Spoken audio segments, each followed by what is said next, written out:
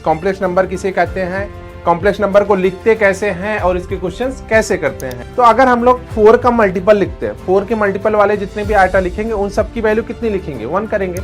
इसी को सॉल्व करने के लिए जो रूट के अंदर माइनस आ रहा था उसको हटाने के लिए हम लोगों ने एक नया वर्ड यूज किया जिसे बोलते हैं आयोटा। थीटा लिखेंगे, tan इनवर्स लगाएंगे, मॉड लगाएंगे और जो ये y वाला कोफिशिएंट है ऊपर लिखेंगे, अपॉन में x लिखेंगे। तो ये हमारा क्या कहलाएगा, कोणांक कहलाएगा। तो आज इसके बारे में हम लोग पूरा जानेंगे क्या क्या होता है इसके अंदर। हेलो बच्चे पार्टी, क्या हाल चाल। आई होप आप सब अच्छे होंगे और अपनी तैयारी जबरदस्त तरीके से कर रहे होंगे। मेरा नाम है अम्बरीश यादव। आज हम लोग शुरू करने वाले हैं कॉम्प्लेक्स नंबर, जिसे हिंदी में बोलते हैं समृद्ध संख्या। तो आज इसके बारे में हम लोग पूरा जानेंगे क्या क्या होता है इसके अंदर, कॉम्प्लेक्स नंबर किसे कहते हैं, कॉम्प्लेक्स नंबर को लिखते कैसे हैं और इसके क्वेश्चंस कैसे करते हैं। तो स्टार्ट करते हैं हम अपना टॉपिक आज का, कॉम्प्लेक्स नंबर। देखो, कॉम्प्लेक्स नंबर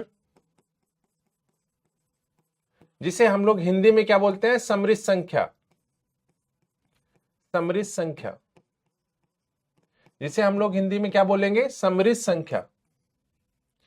अगर हम लोग थोड़ा सा इसके बैकग्राउंड में जाएं, इसके पीछे जाएं कि समृद्ध संख्या कॉम्प्लेक्स नंबर हम लोग क्यों पढ़ रहे हैं, तो अगर आपको थोड़ा सा याद हो क्वाड्रेटिक इक्वेशन के बारे में, द्विघात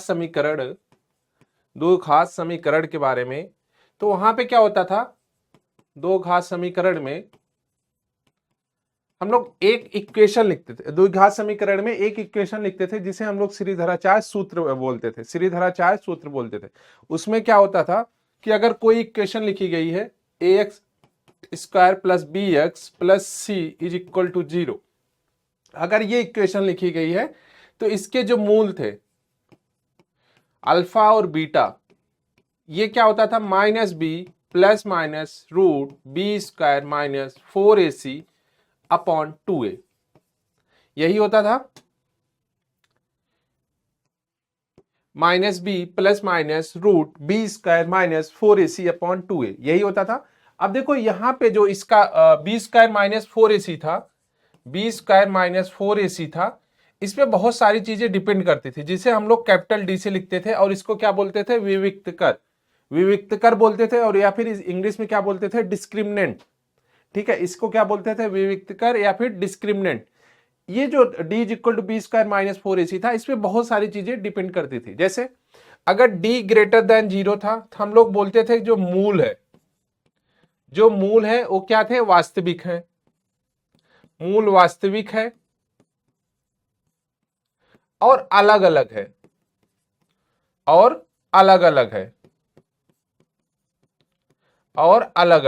समझ में आ रहा है। ठीक है, अगर यहाँ पे d ग्रेटर देन 0 होता था तो हम लोग बोलते थे मूल वास्तविक है और अलग अलग है। और अगर d लेस देन 0 होता था, d इज इक्वल टू 0 होता था, d इक्वल टू 0 होता था तो हम लोग बोलते थे कि मूल वास्तविक और इक्वल होते हैं, और इक्वल का मतलब समान है। ठीक है, यहां पे हम लोग निकाल के भी बताते थे कि कौन कौन से इसके मूल आ रहे हैं। ठीक है, अल्फा और बीटा की वैल्यू हम लोग यहां से निकाल के बताते थे, इसके कौन कौन से मान आ रहे हैं। बट अगर हम लोग यहाँ पे देखें डी लेस देन 0 आता था तो हम लोग बोलते थे कि जो इसका मान आ रहा है, जो इसके मूल हैं वो क्या है, काल्पनिक है। मूल क्या है, काल्पनिक है। तो यहाँ पे हम लोग बोलते थे मूल क्या है, काल्पनिक है। मूल क्या है, काल्पनिक है। अब हम लोग इन दोनों केसेस में, जो पहले वाले दो केसेस थे, इसमें क्या करते थे, मूल निकालते थे, बट इसमें क्या करते थे, हम लोग मूल निकालते नहीं थे। काल्पनिक का क्या मतलब था कि d लेस देन 0 है, d की वैल्यू क्या है, 0 से छोटी है। यहां पे जरा रखो, d 0 से छोटा होगा तो ये वैल्यू माइनस की हो जाएगी, तो मतलब रूट के अंदर माइनस आ रहा था। तो बेसिकली रूट के अंदर क्या आ रहा था, माइनस आ रहा था, जिसे हम लोग सॉल्व नहीं कर पा रहे थे। इस वजह से वहां पे सिर्फ इतना लिखते थे कि मूल काल्पनिक है। अब इसी को हम लोग सॉल्व करने के लिए, जो रूट के अंदर माइनस आ रहा था उसको हटाने के लिए हम लोगों ने एक नया वर्ड यूज किया जिसे बोलते हैं आयोटा। तो जैसे रूट के अंदर, यहां पे देखो, रूट के अंदर अगर -16 लिखा है और रूट के अंदर 16 है, इसकी वैल्यू तो पता है प्लस माइनस 4 होगी। √16 वाली की वैल्यू तो पता है +-4 होगी, बचपन से सीखते हुए आ रहे हैं कि वर्गमूल कैसे निकालते हैं। बट जब यहां आया रूट के अंदर -16 आया तो हम लोग एकदम से ब्लैंक हो गए, मतलब कि मेरा माइंड काम करना बंद हो गया कि माइनस कैसे आ रहा है। ठीक है, तो इस माइनस को हटाने के लिए, ये माइनस क्या है, यही तो है कि डी की वैल्यू 0 से छोटी हो गई, डी 0 छोटा हो गया तो यहाँ पे क्या हो जाएगी, वैल्यू माइनस हो जाएगी। इसी को सॉल्व करने के लिए एक नया वर्ड यूज हुआ जिसे आयोटा बोलते हैं, इसको हिंदी में भी आयोटा बोलते हैं, तो कंफ्यूज मत होना। तो आयोटा का क्या मतलब होता है, इसे स्मॉल आई से लिखते हैं, इसका मतलब होता है रूट के अंदर -1। आयोटा का क्या मतलब होता है, रूट के अंदर -1। तो जरा यहां पे हम लोग अलग करते हैं इसको हम लोग क्या लिख सकते हैं 16, और जो रूट -1 था इसको क्या लिख सकते हैं, आयोटा। तो यहां से वैल्यू क्या हो जाएगी, +-4 आयोटा। ठीक है, +-4 आयोटा। तो आप लोगों को आयोटा के बारे में समझ में आ गया होगा कि आयोटा की वैल्यू कितनी होती है, रूट के अंदर -1। और आयोटा को हम लोग क्यों यूज करते हैं, क्योंकि रूट के अंदर जैसे ही माइनस आएगा उसी को हटाने के लिए हम लोग क्या करते हैं, आयोटा लिखते हैं। ठीक है, यहां तक तो आपको समझ में आ गया होगा आयोटा की वैल्यू कितनी होती है, रूट के -1। अब जरा हम लोग इसी का थोड़ा सा आगे बढ़ते हैं इसी में। तो जब इसमें आगे बढ़ेंगे तो जरा हम लोग इसका स्क्वायर करके देखते हैं।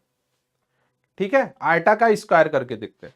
आयटा का जब स्क्वायर करोगे तो ये रूट हट जाएगा। सीधी सी बात है कि किसी संख्या का अगर स्क्वायर करते हैं और वो स्क्वायर रूट में हो तो क्या होता है, स्क्वायर रूट हट जाता है। तो यहां से स्क्वायर रूट हट जाएगा तो ये वैल्यू कितनी हो जाएगी, -1। अब आयटा क्यूब देखते हैं। आयटा क्यूब का क्या मतलब है कि ये आयटा स्क्वायर है, इसमें अगर हम लोग आयटा से मल्टीप्लाई करें तो ये क्या हो जाएगा, आयटा क्यूब हो जाएगा। तो दूसरी साइड भी तो आयटा से मल्टीप्लाई करना पड़ेगा, तो इधर भी मल्टीप्लाई करेंगे तो कितना हो जाएगा, माइनस का आयटा हो जाएगा। अब आयटा 4 करते हैं। आयटा 4 का क्या मतलब है कि जो ये आयटा स्क्वायर लिखा गया इसी का हम लोग स्क्वायर करते हैं, जो आयटा स्क्वायर लिखा गया इसी का स्क्वायर करते हैं। तो ये वैल्यू कितनी हो जाएगी, 1। तो ये 4 पॉइंट यहां से निकल के आ रहे हैं जो बहुत ही इंपॉर्टेंट है इस चैप्टर में। इस चैप्टर में ये 4 पॉइंट बहुत ही इंपॉर्टेंट है। ठीक है, यहां तक समझ में आ गया होगा आप लोगों को, आयटा समझ में आ गया होगा, आयटा स्क्वायर समझ में आ गया होगा, आयटा क्यूब समझ में आ गया होगा, आयटा की पावर 4 समझ में आ गया होगा। अब कुछ हम लोग क्वेश्चन सॉल्व करते हैं इस पे। हमारे पास 2 क्वेश्चन है। एक तो हमें बताना है आयटा की पावर 62 की वैल्यू, और एक बताना है आयटा की पावर 1 अपॉन कर लो, 1 अपॉन आयटा की पावर 32। इन दोनों की वैल्यू सॉल्व करनी है। कैसे सॉल्व करेंगे, देखो पीछे क्या था, आयटा की पावर 4 की वैल्यू कितनी थी, 1। तो अगर हम लोग 4 का मल्टीपल लिखते हैं, 4 के मल्टीपल वाले जितने भी आयटा लिखेंगे उन सब की वैल्यू कितनी लिखेंगे, 1 करेंगे। ठीक है, सेम यहां पे देखते हैं। यहां पे क्या लिखा गया, आयटा की पावर 62, आयटा की पावर 62। तो आयटा की पावर 62 को 4 के मल्टीपल में ब्रेक कर सकते हैं। 4 के मल्टीपल में अगर 4 के गुणज में हम लोग इसको ब्रेक करें तो आयटा की पावर हम लोग 1 कर सकते हैं। जैसे आयटा की इस पूरे वाली की वैल्यू 1 कर सकते हैं, जैसे आयटा की पावर 60 लिख सकते हैं इसको, और आयटा स्क्वायर कर सकते हैं। यही तो, इन दोनों को जब ऐड करोगे 62 ही तो आएगा। जैसे मान लेते हैं अगर कहीं लिखा है a की पावर m इंटू a की पावर n, तो a की पावर m प्लस n होता है। तो हमने इसको ब्रेक कर लिया, 62 को 60 प्लस 2 में ब्रेक कर लिया, तो कितना आ गया, आयटा की पावर 62 आ जाएगा। अब देखो ये क्या है, 4 का मल्टीपल है, ये वाली वैल्यू क्या है, 4 की मल्टीपल है, तो इसकी वैल्यू कितनी हो जाएगी, 1। और आयटा स्क्वायर की वैल्यू कितनी होती, -1, तो इसकी वैल्यू कितनी हो गई, -1। समझ में आया, पहला वाला क्वेश्चन समझ में आया। आयटा की पावर 62, आयटा की पावर 60 कितनी भी पावर होगी आप उसको 4 के मल्टीपल में ब्रेक करेंगे, 4 के गुणज में आप लोग उसको ब्रेक करेंगे तो वहां से आपका सॉल्व हो जाएगा। अब ये है 1 अपॉन आयटा की पावर 32। अब हमें पता है कि इसको 4 के मल्टीपल में जब ब्रेक करोगे 1 अपॉन आयटा की पावर 4 इंटू 8 लिख सकते हैं, यही तो। या फिर इसको ऐसे भी लिख सकते हैं 1 अपॉन आयटा की पावर 4 इंटू 8, यही तो, क्योंकि a की पावर m और इसकी पावर n अगर होता है तो a की पावर क्या होता है, mn होता है। अब देखो आयटा की पावर 4 की वैल्यू क्या होती है, 1। 1 की कुछ भी पावर होगी तो कितना आएगा, 1 ही आएगा, सिंपल सी बात है, 1 ही आएगा। तो 1 अपॉन आइटा की पावर 32 की वैल्यू कितनी हो गई, 1। तो ये कुछ इजी क्वेश्चन आपके एनसीईआरटी में गिवन है, क्लास 11th में एनसीईआरटी में आपको गिवन है, तो ये आप कर सकते हो, इजीली बना सकते हो, ठीक है, इसमें कोई दिक्कत नहीं। अब इसकी प्रॉपर्टीज पे आते हैं कुछ, इसके गुणधर्म,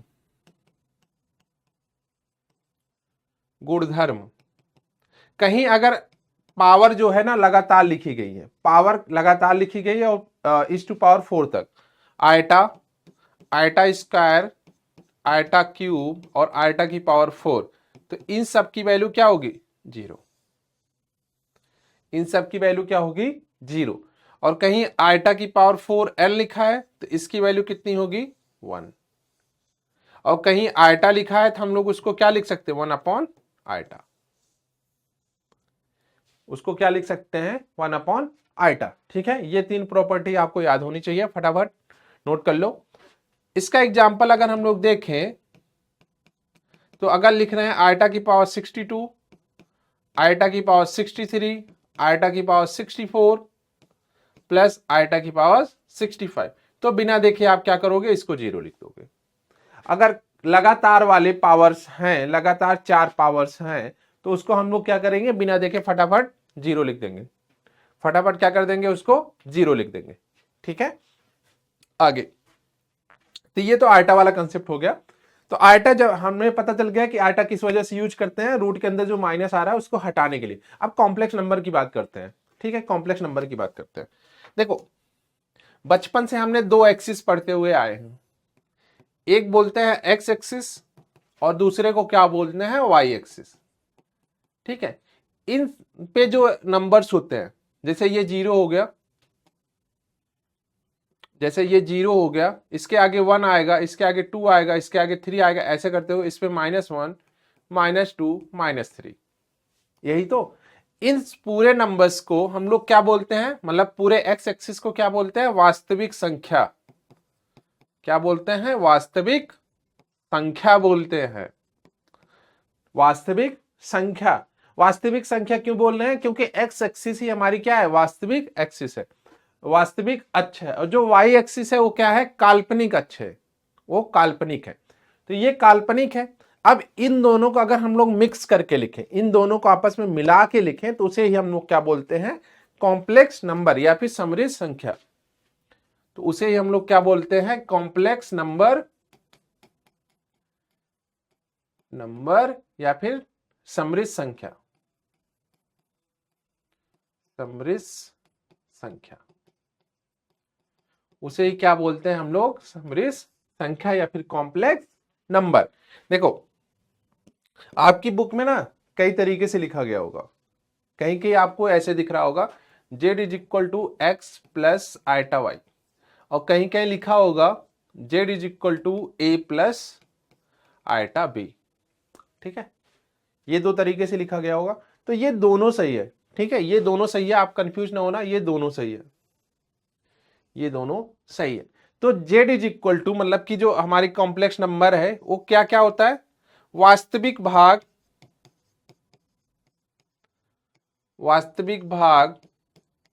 प्लस काल्पनिक भाग, ठीक है।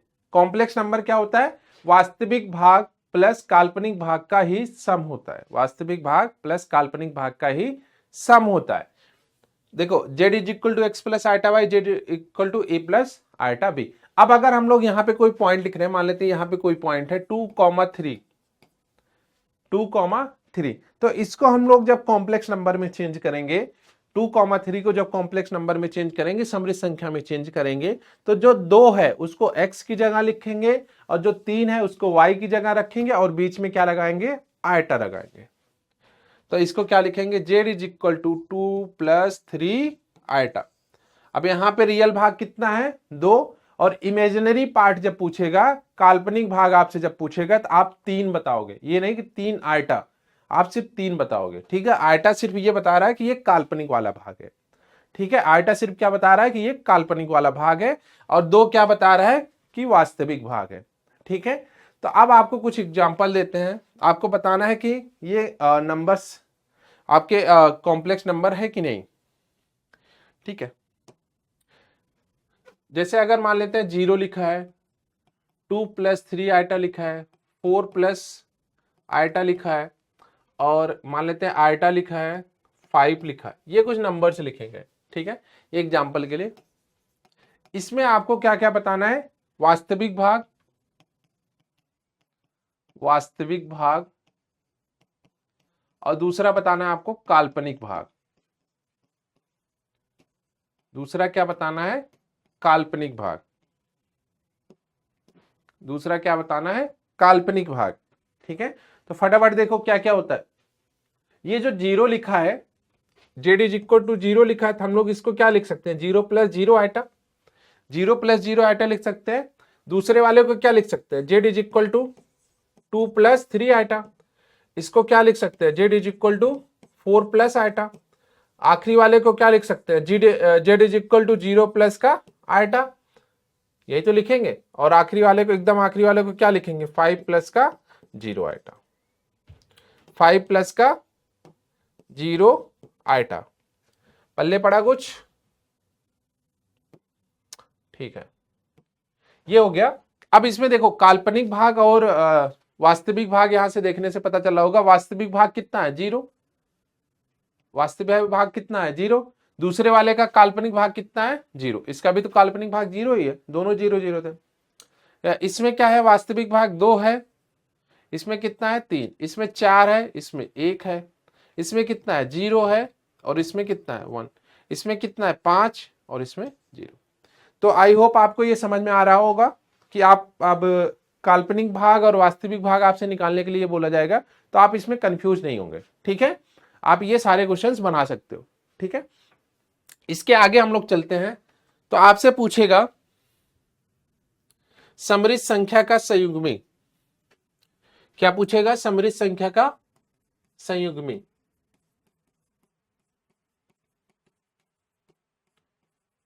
संयुग्मी,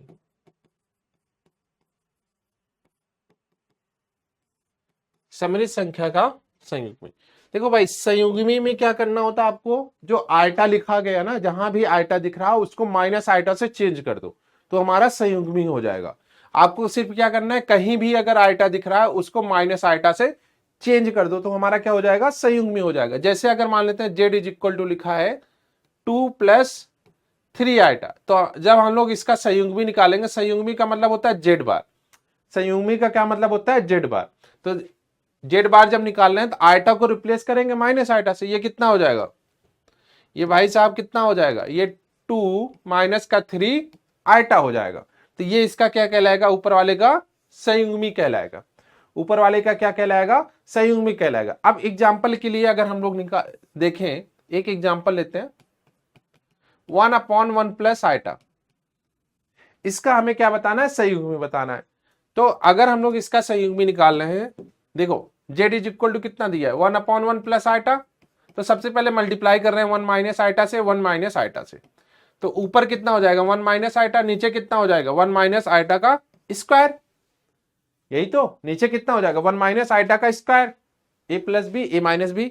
अब देखो इसमें क्या करेंगे, ऊपर क्या रहेगा, 1 - आयटा ही रहेगा, और नीचे क्या हो जाएगा, आयटा स्क्वायर की वैल्यू कितनी होती है, -1, माइनस माइनस +1, नीचे कितना आ रहा है, 2 आ रहा है।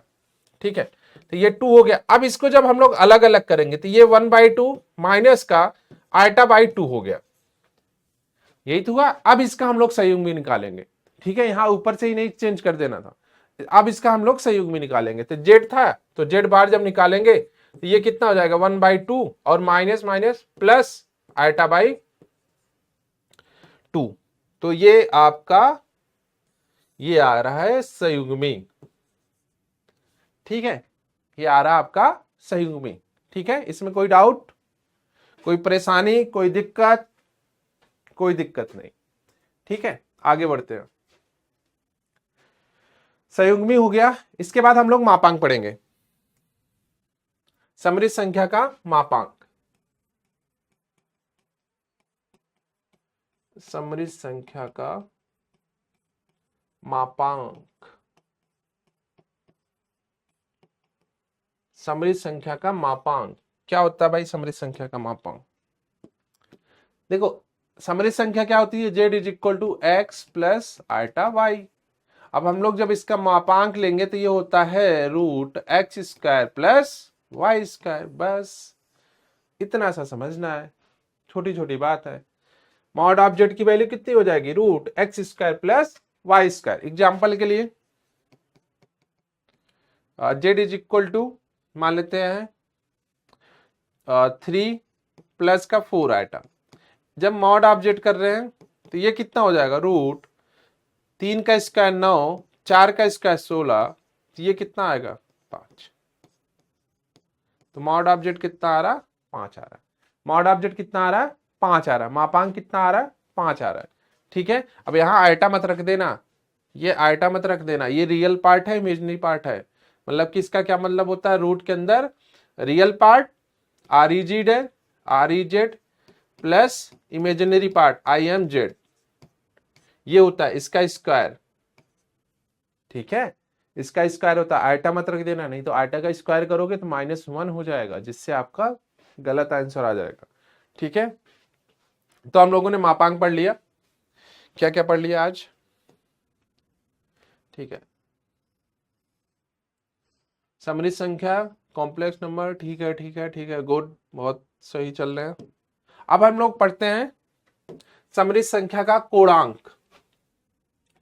समृद्ध संख्या का कोणांक, समृद्ध संख्या का कोणांक। देख मेरे भाई, समृद्ध संख्या का कोणांक निकालना है, तो अब इसके लिए कुछ रूल है। अगर आपको ये पता है तो फिर आपसे क्वेश्चन बन जाएगा। अगर फर्स्ट कोऑर्डिनेट में है थीटा, सेकंड कोऑर्डिनेट में है -थीटा, थर्ड कोऑर्डिनेट में है पाई माइनस थीटा, और फोर्थ कोऑर्डिनेट में है तो -पाई माइनस थीटा, या फिर इसी को हम लोग क्या कर सकते हैं, -पाई प्लस थीटा लिख सकते हैं। अब सर ये क्या लिख रहे हो, यही कंफ्यूज हो रहे होगे, सर जी ये क्या बता रहे हो। ठीक है, तो हम आपको बताते हैं कि कोणांक निकालते कैसे हैं। कोई जेड अगर दिया गया है x plus iota y, z दिया गया है x प्लस आइटा वाई, तो उसका जो कोणांक होगा, उसका जो कोणांक होगा, कोणांक का मतलब है कि x एक्सिस से उसका कितना झुकाव है। तो हम लोग क्या करेंगे, सबसे पहले थीटा लिखेंगे और tan इनवर्स लगाएंगे, मॉड लगाएंगे, थीटा लिखेंगे, tan इनवर्स लगाएंगे, मॉड लगाएंगे, और जो ये y वाला कॉफिशिएंट है ऊपर लिखेंगे, अपॉन में x लिखेंगे। तो ये हमारा क्या कहलाएगा, कोणांक कहलाएगा। ये क्या कहलाएगा, कोणांक कहलाएगा। बट इसकी 4 कंडीशन है, चारों कंडीशन यहाँ पे मेंशन है। अगर हमारा x पॉजिटिव रहा, मतलब कि x greater than 0, y greater than 0, then आपका जो ये थीटा आ रहा है वही थीटा क्या हो जाएगा, कोणांक हो जाएगा। बट अगर यहां पे जाएं x less than 0, y greater than 0 हो, तो यहां पे क्या होगा, जो थीटा आ रहा होगा उसको पाई से माइनस करने के बाद वो कोणांक होगा। इसमें क्या होगा कि x हमारा लेस देन 0 है और y भी हमारा क्या है, लेस देन 0, दोनों क्या है, छोटे हैं। इसमें क्या होगा, x greater than 0, y less than 0। ठीक है, थोड़ी देर के लिए हम लोग एक एग्जाम्पल लिखते हैं, 4 एग्जाम्पल लिखते हैं, चारों समझ में आ जाएगा। ठीक है, एग्जाम्पल लिख रहे हैं, z is equal to 1 plus iota. ठीक है, दूसरा लेते हैं, z is equal to 1 -1 plus iota. तीसरा लिखते हैं, z is equal to -1 minus iota. Fourth लिखते हैं, z is equal to 1 minus का आइटा, 1 माइनस का आइटा। ठीक है, समझ में आ रहा है। ये 4 एग्जांपल्स लिखे हैं हमने, 4 एग्जांपल्स लिखे हैं, इसी ऑर्डर में लिखे हैं जिससे आप कंफ्यूज ना हो, इसी ऑर्डर में लिखे हैं जिससे आप कंफ्यूज ना हो। ठीक है, इसी ऑर्डर में लिखे हैं जिससे आप कंफ्यूज ना हो। तो सबसे पहले हम लोग क्या करेंगे, यहां पे देखो x ग्रेटर देन 0 है, मतलब 1 है, यहां पे y भी क्या है, 1 है। तो दोनों क्या आ रहा है, ये दोनों क्या आ रहा है, फर्स्ट क्वाड्रेंट में आ रहा है, फर्स्ट क्वाड्रेंट में आ रहा है।